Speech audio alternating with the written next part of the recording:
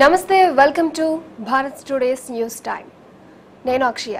ప్రముఖ వార్తా పత్రికల్లో వచ్చినటువంటి హెడ్లైన్సే కాకుండా ఇన్నర్ పేజెస్లో ఉన్నటువంటి యూస్ఫుల్ ఇన్ఫర్మేషన్ మీకు అందజేసే న్యూస్ టైంకి వన్స్ అగైన్ వెల్కమ్. అండ్ ప్రముఖ వార్తా పత్రికల్లో వచ్చినటువంటి హెడ్లైన్స్ని ఇప్పుడు చూద్దాం.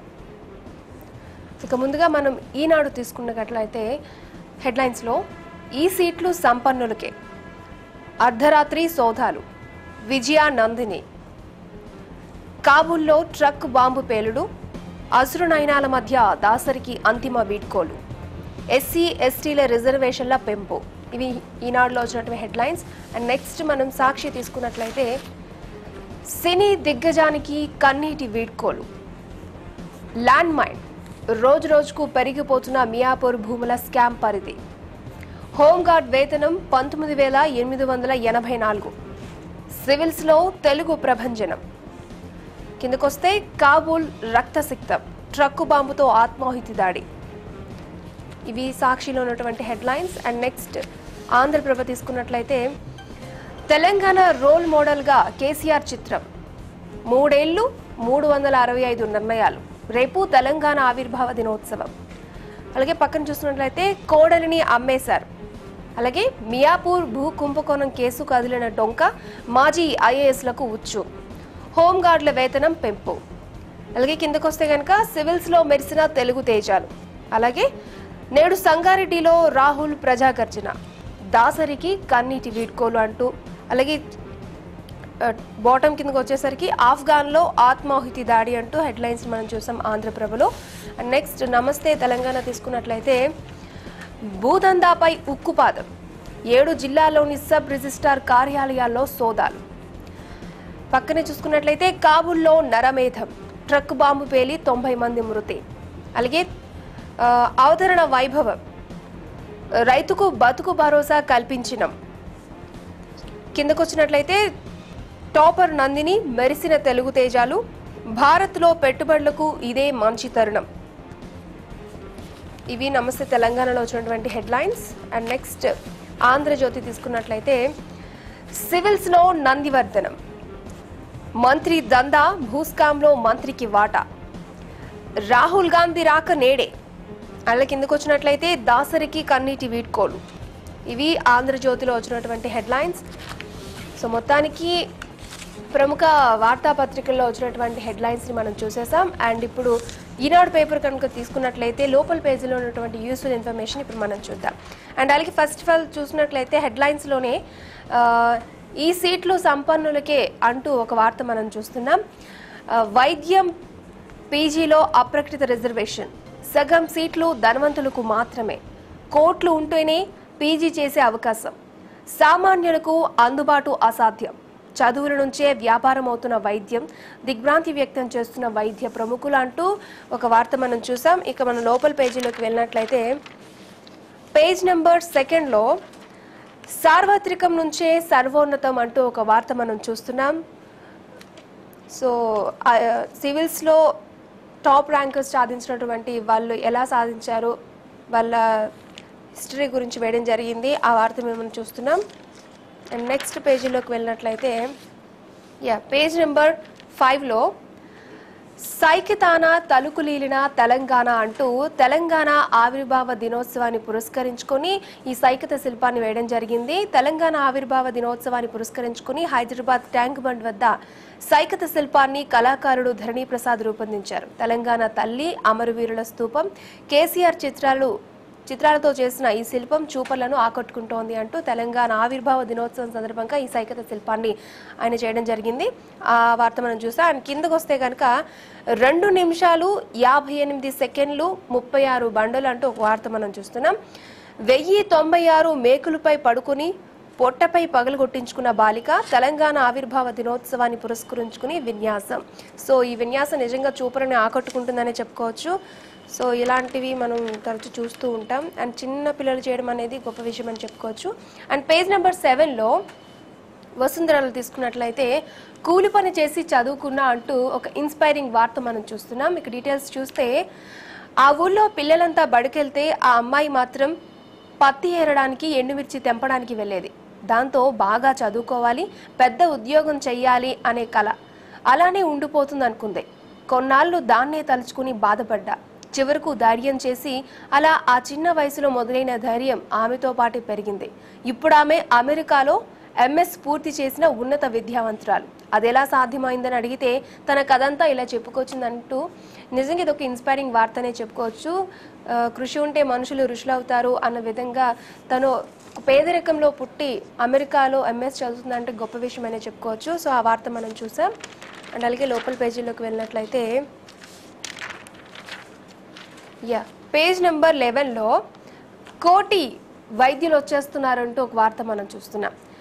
దేశంలో ఏదైనా ఒక కోర్సుకు ఇది కేవలం సంపదల్లో మునిగి తేలుతున్న వారికి మాత్రమే అని బోర్డు పెడితే మనం ఎలా స్పందిస్తాం? పెడితే కాదు, ప్రస్తుతం పీజీ వైద్య విద్యకు దాదాపుగా ఇలాంటి బోర్డునే పెట్టేశారు. తెలుగు రాష్ట్రాల్లో ప్రైవేటు మైనారిటీ వైద్య కళాశాలల్లో ఈ ఏడాది పెంచిన పీజీ కోర్సు రుసుముల్ని చూస్తే మనకి ఈ విషయం తేలిగ్గానే అర్థమవుతుంది. ప్రైవేటు వైద్య కళాశాలలో సగానికి సగం పీజీ సీట్లు ఏకంగా 1 కోటి వరకు చెల్లించగలిగిన వారికి మాత్రమే అందుబాటులో ఉండబోతున్నాయి.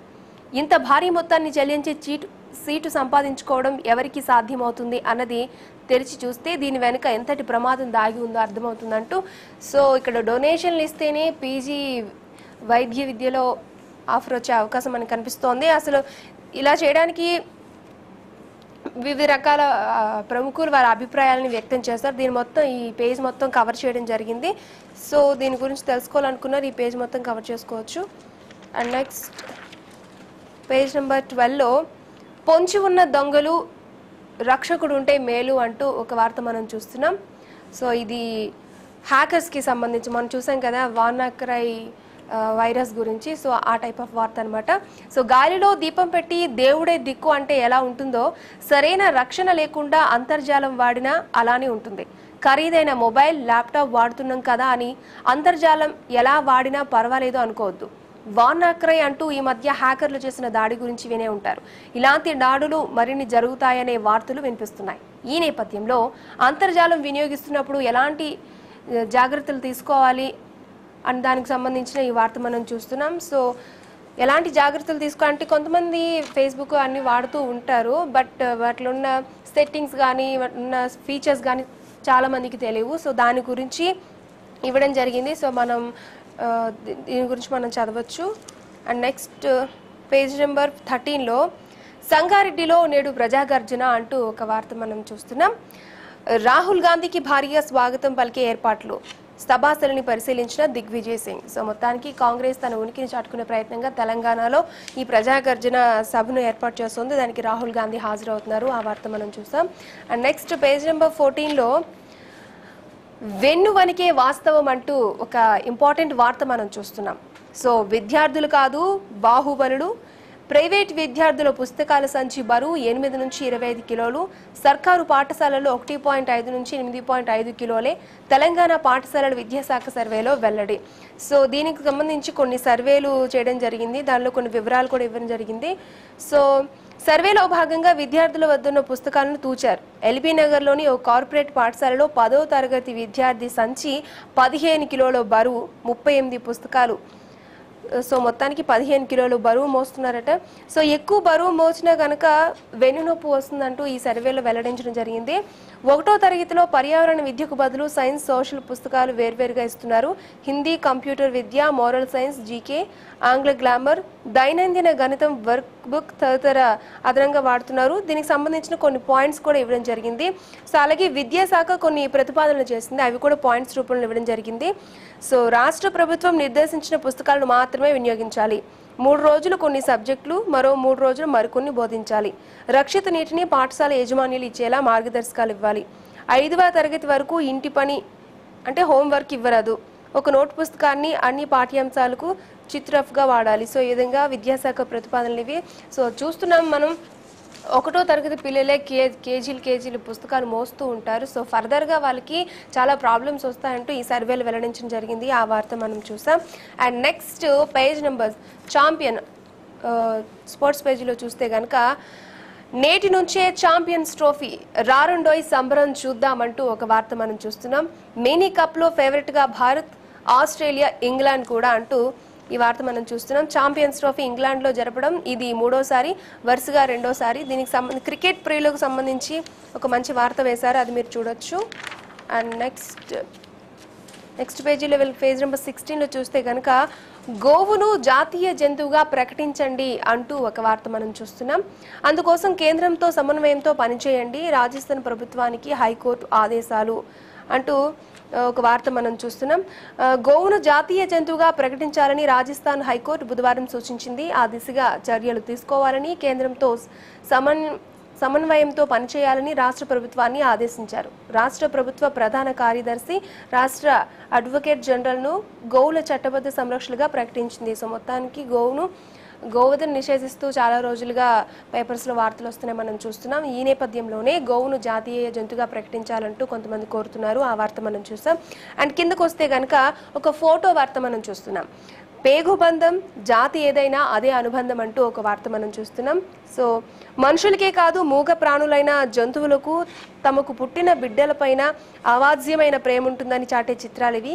కాలిఫోర్నియాలోని ఆల్టాదేనాలో ఓ ఇంటి యజమానురాలు తీసిన చిత్రాలు ఇప్పుడు అంతర్జాలంలో హల్చల్ చేస్తున్నాయి. సో ఒక ఎలుగుబంటి తన బిడ్డని వాళ్ళ నుంచి బయటికి తేవడానికి ప్రయత్నం చేస్తోంది. సో అక్కడ మనకి తల్లి ప్రేమ చాలా చక్కగా కనిపిస్తోంది. ఆ వార్త మనం చూస్తాం. సో ఇప్పటి వరకు ఈనాడులో ఇంటర్నల్ పేజెస్లో ఉన్నటువంటి యూస్ఫుల్ ఇన్ఫర్మేషన్ చూసాం. అండ్ నెక్స్ట్ మనం సాక్షి తీసుకున్నట్లయితే సాక్షిలో పేజ్ నెంబర్ 2లో చీత్కారాలే కసిని పెంచాయి అంటూ ఒక వార్త మనం చూస్తున్నాం.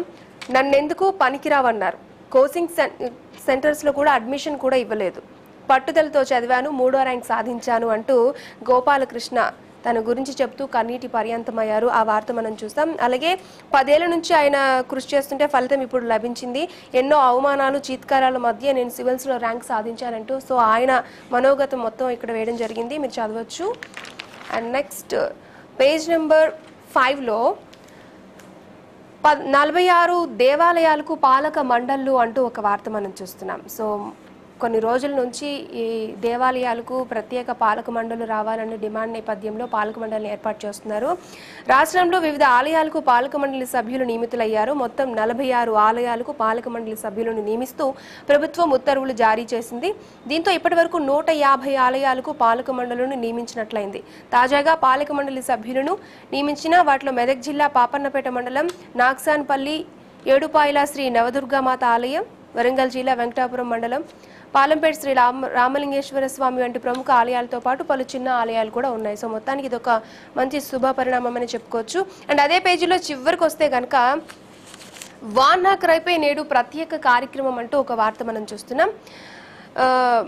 మన టీవీ CEO శైలేష్ రెడ్డి గారు ప్రపంచాన్ని వణికిస్తున్న వానాక్రై ర్యాన్సమ్ మాల్వేర్ను ఎలా ఎదుర్కోవాలి అనే అంశంపై ప్రత్యేక కార్యక్రమాన్ని ప్రసారం చేయనున్నట్లు మన టీవీ CEO శైలేష్ రెడ్డి ఒక ప్రకటనలో తెలియజేశారు. వానాక్రై వల్ల ఇబ్బందులు ఎదురవకుండా ఉండేందుకు సూచనలు, జాగ్రత్తలు గురువారం ఉదయం 11 గంటలకు మన టీవీలో ప్రత్యక్ష ప్రసారం చేస్తుందని చెప్పారు. సో ఇది అందరికీ చాలా యూస్ఫుల్ ఇన్ఫర్మేషన్ అని చెప్పుకోవచ్చు. సో మీరు ఫాలో అవుతే సరిపోతుంది.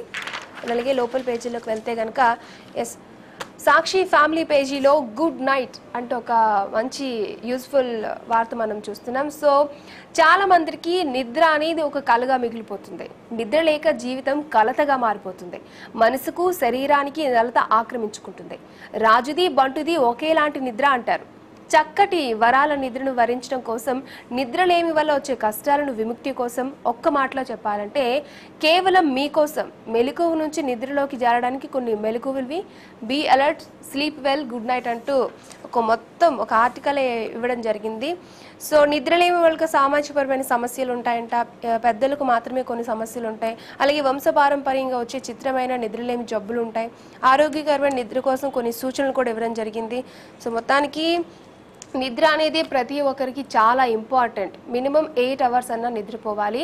ఒక పూట కూడా నిద్రపోకపోతే కనుక షుగర్ పేషెంట్కి వచ్చే జబ్బుతో సమానమైన జబ్బులు కూడా మనకు వస్తూ ఉంటాయంట. అంటే షుగర్ వచ్చే ప్రమాదం కూడా ఉంటుందంట. అవి కాకుండా ఎంతో మనం దైనందిన జీవితంలో చేసే ఏ వర్క్లో కూడా మనం పూర్తి ఎఫర్ట్ అనేది పెట్టలేం. కాబట్టి ప్రతి ఒక్కరూ ఎంత బిజీ లైఫ్లో ఉన్నా కూడా నిద్ర కోసం కొంత సమయం కేటాయించండి. ఇది మనకి హెల్త్కి సంబంధించింది. సో దీనికి సంబంధించి బోల్డ్ విషయాలు ఇక్కడ ఇచ్చారు, అది మీరు ఫాలో అయిపోతే సరిపోతుంది.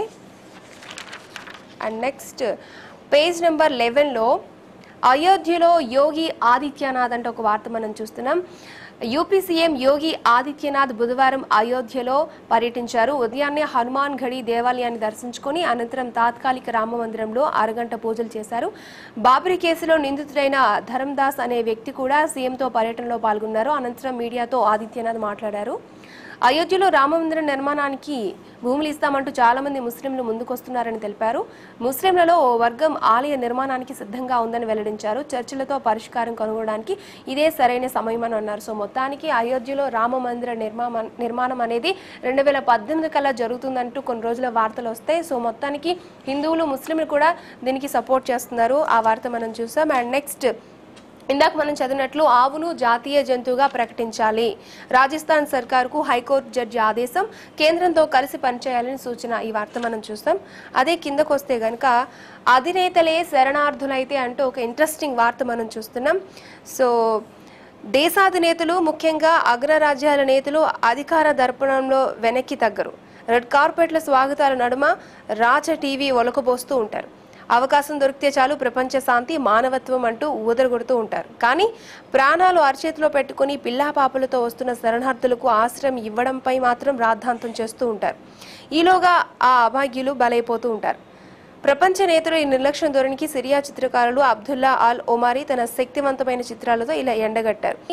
అధినేతలే శరణార్థులు అయితే అంటూ శరణార్థిగా రష్యా అధ్యక్షుడు పుతిన్ అలాగే ట్రంప్ తన ఆప్తుల కోసం వెతుకుతున్నట్టు వేసిన చిత్రం నిజంగా చాలా బాగుంది. అండ్ అలా పక్కన చూసుకున్నట్లయితే నేతాజీ 1945లో చనిపోయారు అంటూ ప్రభుత్వం ఒక ప్రకటన చేసింది. ఇంట్రెస్టింగ్ వార్త మనం చూస్తున్నాం. నేతాజీ సుభాష్ చంద్రబోస్ 1945లోనే విమాన ప్రమాదంలో చనిపోయారని ప్రభుత్వం ఎట్టకేలకు బుధవారం స్పష్టం చేసింది. నేతాజీ మృతిపై కోల్కతాకు చెందిన ఒక వ్యక్తి కేంద్ర హోంశాఖకు సమాచార హక్కు కింద గతంలో దరఖాస్తు చేశారు. షానవాజ్ కమిటీ, జస్టిస్ జీడీ ఖోస్లా కమిషన్, జస్టిస్ ముఖర్జీ కమిషన్ల నివేదికలోని సమాచారాన్ని విశ్లేషించిన అనంతరం నేతాజీ చనిపోయారు అనే నిర్ధారణకు వచ్చామని హోంశాఖ తెలిపింది. సో నేతాజీ కొన్ని రోజుల పాటు గుమ్నంని బాబాగా మారు వేషంలో జీవించారనే వాదనను అధికారులు కొట్టిపారేశారు. కేంద్ర సమాధానాన్ని నేతాజీ కుటుంబ సభ్యులు ఖండించారు. సరైన సాక్ష్యాలు లేకుండా నేతాజీ విమాన ప్రమాదంలో చనిపోయారని ప్రభుత్వం ఎలా నిర్ధారిస్తుందంటూ నేతాజీ మునిమనుడు చంద్రబోస్ ప్రశ్నించారంటూ వార్త. మొత్తానికి నేతాజీ 1945లోనే విమాన ప్రమాదంలో జరిపారంటూ ప్రభుత్వం ప్రకటన విడుదల చేయడం జరిగింది. సో మొత్తానికి అలాగే సాక్షి బిజినెస్ పేపర్ తీసుకున్నట్లయితే పేజ్ నెంబర్ ఇక్కడ మనం చూసినట్లయితే ఆర్థిక వ్యవస్థపై నోట్ల రద్దు భారం అంటూ ఒక వార్త మనం చూస్తున్నాం. 2016-17లో వృద్ధి 7.1%, 3 ఏళ్ల కనిష్ట స్థాయి తయారీ, సేవల పేలవ పనితీరు, వ్యవసాయంలో చక్కటి వృద్ధి అంటూ నోట్ల రద్దు ప్రభావం తర్వాత పరిస్థితులు ఎలా ఉన్నాయని దానికి సంబంధించి కొన్ని గణాంకాలు ఇక్కడ పాయింట్స్ రూపంలో ఇవ్వడం జరిగింది. అది మీరు చూడొచ్చు. అలాగే నెక్స్ట్ పేజీలోకి వెళ్తే కనుక డిస్నీలో పండోరా వండర్స్ అంటూ ఒక వార్త మనం చూస్తున్నాం. సో ఇది ముఖ్యంగా కెనడాలోని డిస్నీ వరల్డ్ రిసార్ట్లో సందర్శకుల కోసం స్థిరమైన అవతార్ మూవీ థీమ్ పార్క్ వింతలు విశేషాలు. సో అవతార్ మూవీ మనం చూసాం కదా, అందులో చాలా గ్రాఫికల్గా మంచి మంచి ఫ్లవర్స్ కానివ్వండి, కొండలు, పచ్చని చెట్లు అన్నీ ఉంటాయి. సో అక్కడికి వెళ్ళి అందులో మనం కూడా ఉంటే బాగుంటుంది అని అనుకునే వాళ్ళకి వెంటనే చెలో కెనడా అనేయండి అంటూ ఒక వార్త మనం చూస్తున్నాం. సో ఇక్కడ అవతార్లో ఎలాంటి మనం దృశ్యాలు చూసామో అలాంటి ఒక పార్క్ ఏర్పాటు చేశారంట. సో అందులోకి మనం వెళ్తే కనుక ఆ అనుభూతి మనం పొందవచ్చు అంటూ ఒక వార్త మనం చూసాం. అలాగే ఆన్లైన్లో ఔషధ విక్రయం ప్రాణాంతకం అంటూ ఒక వార్త చూస్తున్నాం. విచ్చలవిడిగా లభించే మత్తు నిద్ర మాత్రలు యువత పెడదారి పట్టే ప్రమాదం ఉందని హెచ్చరిస్తున్న నిపుణులు. ఆన్లైన్ ఔషధాల సరఫరా హానికరమని వెల్లడి. అమెరికా వంటి దేశాల్లో విటమిన్లు సాధారణ మాత్రలే ఆన్లైన్లో. సో యువతకు హాని, అత్యంత ప్రమాదకరం అంటూ కొంతమంది నిపుణులు కూడా చెప్తున్నారు. సో ఆన్లైన్లో ఔషధాలు విక్రయం చేయొద్దంటూ మెడికల్ షాపులు బంద్ పాటించారు. ఆ నేపథ్యంలోని ఈ వార్త మనం చూసాం. సో అలాగే ఇప్పటి వరకు సాక్షి, ఈనాడులో ఉన్నటువంటి ఇంటర్నల్ పేజీలో ఉన్నటువంటి యూస్ఫుల్ ఇన్ఫర్మేషన్ చూసాం. అండ్ నెక్స్ట్ ఆంధ్రప్రభలో ఉన్నటువంటి వార్తలు చూసే ముందు న్యూస్ టైంలో చిన్న బ్రేక్ తీసుకుందాం. Welcome back to news time. ఇక మనం ఆంధ్రప్రభలో ఉన్నటువంటి ఇంటర్నల్ వార్తలు చూస్తే గనక రాజ్ కుమార్ రావు హీరోగా కేసీఆర్ చిత్రం అంటూ పేజ్ నెంబర్ 2లో ఒక వార్త మనం చూస్తున్నాం. సో కేసీఆర్ జీవితానికి సంబంధించి ఒక బయోపిక్ రాబోతుంది అనే వార్త కొన్ని రోజుల నుంచి హల్చల్ చేస్తుంది. దానికి సంబంధించి కేసీఆర్ ప్లేస్ లో రాజ్ కుమార్ రావుని హీరోగా తీసుకున్నట్లు తెలుస్తోంది. ఆ వార్త మనం చూసాం. అండ్ పేజ్ నెంబర్ 3లో మియాపూర్ భూకుంభకోణం కేసు తాట తీస్తున్నారు అంటూ ఈ వార్త కొన్ని రోజుల నుంచి అంటే ఒక 2-3 డేస్ నుంచి వస్తూ ఉంది. దీనికి సంబంధించి వార్త ఇక్కడ వేశారు. రాష్ట్ర వ్యాప్తంగా రిజిస్ట్రేషన్ల కార్యాలయంలో ఏసీబీ సోదాలు, 72 మంది సబ్ రిజిస్ట్రార్ల బదిలీ, వ్యవహారాలపై సునీతి సనిక, సీఎం కేసీఆర్ ఆదేశాలతో అంతటా అప్రమత్తం, అక్రమాలపై లోతైన దర్యాప్తు అంటూ ఒక వార్త మనం చూసాం. అండ్ నెక్స్ట్ లోపల పేజీలోకి వెళ్ళినట్లయితే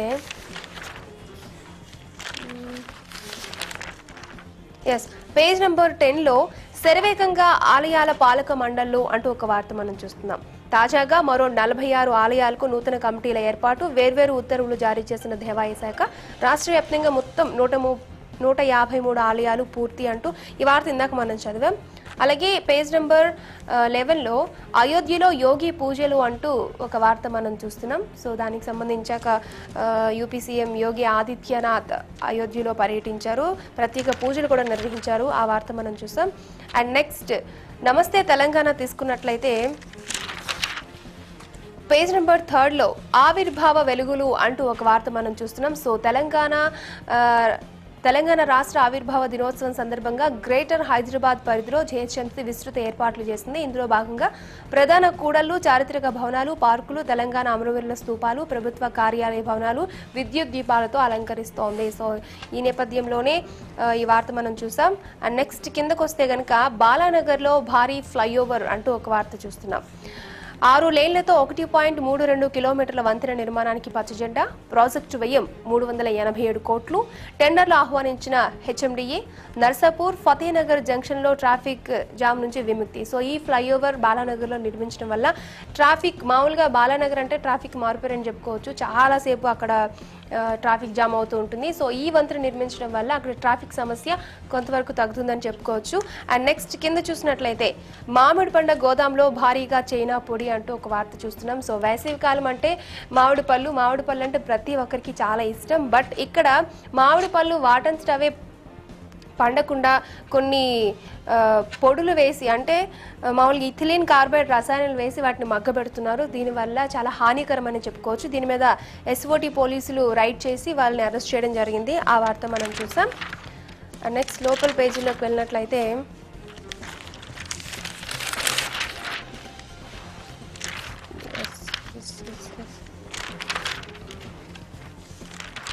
లోపల పేజీల్లో నమస్తే తెలంగాణ చాలా వరకు వచ్చిన వార్తలు. సో మొత్తానికి నమస్తే తెలంగాణలో ఉన్నటువంటి వార్తలను ఆల్మోస్ట్ మనం కవర్ చేసామని చెప్పుకోవచ్చు, ఇంపార్టెంట్ న్యూస్ని. అండ్ నెక్స్ట్ ఆంధ్రజ్యోతి తీసుకున్నట్లయితే పేజ్ నెంబర్ 2లో డ్రైవర్లు తొందరపెట్టి ప్రమాదం పాలై అంటూ ఒక విషాదకర వార్త మనం చూస్తున్నాం. నిద్రొస్తుందన్న డ్రైవర్, పట్టించుకోని ప్రయాణికులు, ఏపీలోని కడప వద్ద ట్రాక్టర్ను ఢీకొట్టిన టెంపో, విషాదంగా మారిన విహారయాత్ర.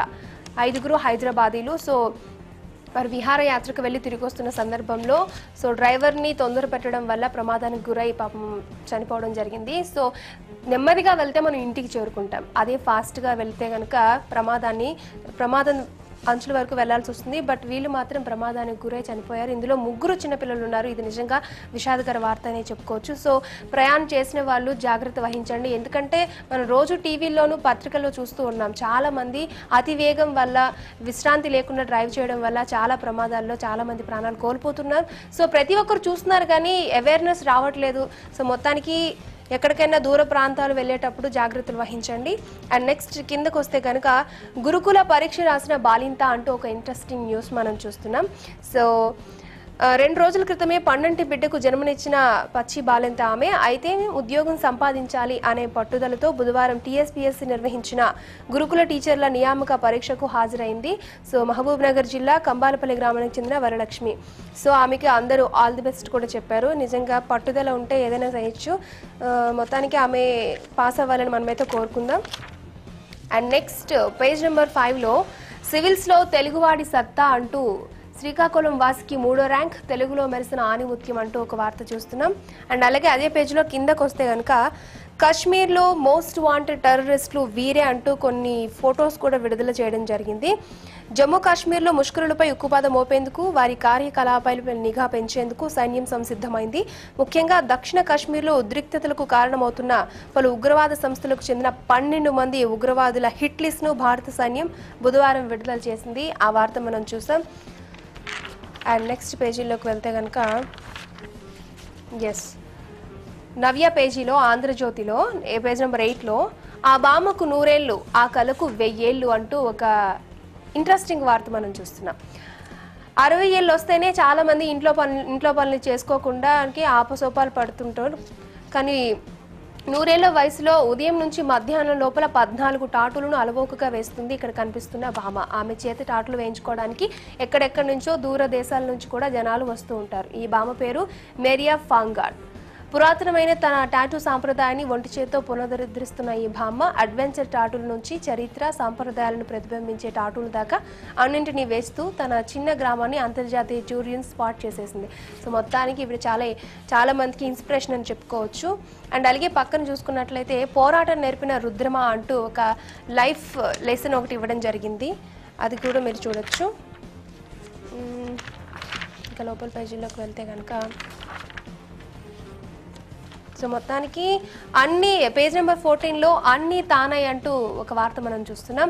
అన్ని వర్గాలకు తాయిలాలు, పథకాలకు దేశవ్యాప్త ప్రశంసలు, 3 ఏళ్లలో సీఎం కేసీఆర్ ముద్ర, పాలనలో సంక్షేమానికే ప్రాధాన్యం, రైతులు ఉద్యోగులకు వరాల జల్లు, ముక్కలు చక్కలుగా కార్మిక కుల సంఘాలు అంటూ జూన్ 2న ఆవిర్భావ వేడుకల సందర్భంగా కేసీఆర్ పాలన గురించి ఇక్కడ వేయడం జరిగింది. అది మీరు తెలుసుకోవచ్చు. అలాగే చివరి పేజీలకు వస్తే కనుక ముఖమే లేని అరుదైన చేప అంటూ ఒక వార్త మనం చూస్తున్నాం. నోరు లేని మూగజీవాలు అంటుంటాం, కానీ అసలు ముఖమే లేని ఆ చేపను ఏమనాలి? సముద్రంలో జీవ వైవిధ్యానికి ఈ చేప ఒక ఉదాహరణ. ఆస్ట్రేలియాలోని ఉత్తర టాస్మానియా సముద్రంలో దొరికింది అరుదైన చేప. దీంతో పాటు మరిన్ని కొత్త జాతులను కూడా గుర్తించినట్లు Commonwealth Scientific and Industrial Research Organisation పరిశోధకులు తెలిపారు. సో మొత్తంగా ఇది ఒక వింతనే చెప్పుకోవచ్చు, ముఖం లేని చేప. ఆ వార్త మనం చూసాం. అండ్ నెక్స్ట్ ఈ బ్యాగు ఖరీదు 1,45,00,000 అంటూ ఒక వార్త మనం చూస్తున్నాం. అరుదైన హిమాలయాల జాతి మొసలి చర్మం, 18 క్యారెట్ల బంగారంతో చేసిన బక్సిల్స్, 205 వజ్రాలు పొదిగిన నాడలు. ఆ అరుదైన హ్యాండ్ బ్యాగ్ ను క్రిస్టియన్ సంస్థ హాంకాంగ్ లో వేలం వేయగా గుర్తు తెలియని వ్యక్తి ఒకరు 1.45 కోట్లు వెచ్చించి సొంతం చేసుకున్నారు. ప్రపంచంలో ఇప్పటి వరకు ఇంత ధర పలికిన బ్యాగ్ ఏదీ లేదని ఈ సందర్భంగా నిర్వాహకులు తెలిపారు. ఎంతో మంది సెలబ్రిటీలను అభిమానులు కలిగి ఉన్న హెర్మన్ బిర్కిన్ సంస్థ 2014లో దీన్ని తయారు చేశారు. నిజంగా ఇది ఒక వింతనే చెప్పుకోవచ్చు. అలాగే ఇక్కడ చూస్తే కనుక కింద ప్రధాని ముందు ఆ దుస్తులేంటి అంటూ ఒక వార్త మనం చూస్తున్నాం. కాలు మీద కాలేసుకుని ఆ కూర్చోవడం ఏంటి? ప్రియాంక చోప్రాపై నెటిజన్ల ఆగ్రహం. వారికి ధీటుగా బదులిచ్చిన ప్రియాంక, తనతో పాటు తల్లి కాలు కనిపించేలా ఇన్స్టాగ్రామ్ లో ఫోటో అంటూ ఒక వార్త మనం చూస్తున్నాం. సో జర్మనీ పర్యటనలో ఉన్న ప్రధాని మోడీని ప్రియాంక చోప్రా కలవడం జరిగింది. ఈ సందర్భంలో ఆమె ఒక ఫోటోని ట్విట్టర్లో పెట్టడం జరిగింది. దానికి సంబంధించి నెటిజన్లు కామెంట్ చేశారు. వాళ్ళకి ధీటైన జవాబుగా వేరే ఫోటోను కూడా పోస్ట్ చేయడం జరిగింది. ఆ వార్త మనం చూసాం. అండ్ నెక్స్ట్ శరీరాలు బిగుసుకుపోయి అంటూ ఒక వార్త మనం చూస్తున్నాం. 50 గంటలు మంచుకొండల్లో ప్రాణాలతో బయటపడిన 3 ఐటీబీపీ జవాన్లు. ధవళగిరి శిఖరాన్ని అధిరోహిస్తుండగా ప్రమాదం. హిందూపాతంలో 2 రోజులు అచేతన స్థితిలో ప్రాణాలతో బయటపడడం అద్భుతమే అంటున్న వైద్యులు. సో మొత్తానికి ఈ వార్తను మనం చూస్తున్నాం. ఇప్పటి వరకు ప్రముఖ వార్తాపత్రికల్లో వచ్చినటువంటి హెడ్లైన్సే కాకుండా ఇంటర్నల్ పేజెస్లో ఉన్నటువంటి యూస్ఫుల్ ఇన్ఫర్మేషన్ చూసారు కదా. అండ్ నెక్స్ట్ ఎపిసోడ్లో మళ్ళీ కలుసుకుందాం మరికొన్ని వార్తలతో. ఇది ఇవాల్టి మన Bharat today's news time. Next ఎపిసోడ్లో మళ్ళీ కలుసుకుందాం. Keep watching Bharat today.